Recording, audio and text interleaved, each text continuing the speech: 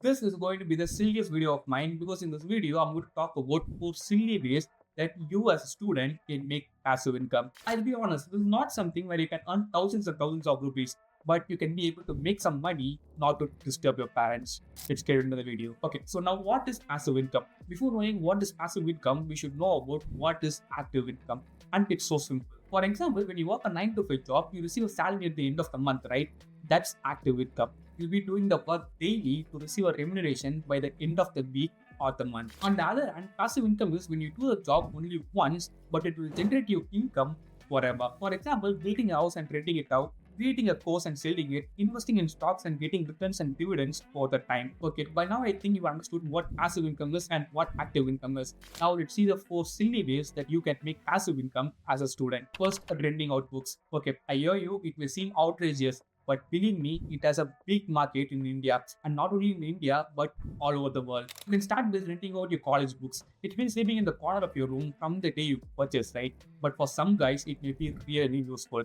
So you can rent it out to them. You can not only rent your college books, if you have any self-help books, novels, or fantasy books like Harry Potter and Lord of the Rings, you can charge a fortune on it. The higher the demand for an author, the higher the rent you can charge. And when I say higher, don't think it in thousands. If it were that much, people would just buy the book themselves. So if it's a college book, you can charge up to 20 to 50 rupees for every month they have that book. And if it is a self-help or novel kind of books, you can charge somewhere between 50 to 100 rupees every week they have it. Okay, again I can hear you thinking, why should I do this for just 100 rupees? But think it about this way. Those books sitting on your shelf aren't doing anything for you. And you're not getting to use it anyway, and in a few days you would sell it in a scrap shop too. Instead, what if you can rent it to someone who really needs it but can't afford one? They get a book and you get a small amount every single week. That's a win-win. Think about it. If you want to do it, you can do it in both offline and online. In offline, you can rent it out to your college juniors. In online, there are apps and websites like Tucker, Gainer, Rent It For Me, and many more. You can even find some better websites and apps when you do some research on your own. So try doing it yourself. Second, renting out your personal things. From your dress to the expensive things you own, you can rent them all and make some money from it. And yes, there is a huge market for this also. You can start from renting out your dress, mobile, bike, car, laptop, camera, headphones, power banks, and even your charger. Renting things is so popular in tourist places, and being from Pondicherry, I know it very well. People from all over the world come here, but not everyone brings everything they need. There are people who are in need of all these things, and you can use this opportunity. If you can rent expensive things like mobile, laptop, camera, and other expensive items, you can charge between 1000 to 3000 rupees in an hour basis.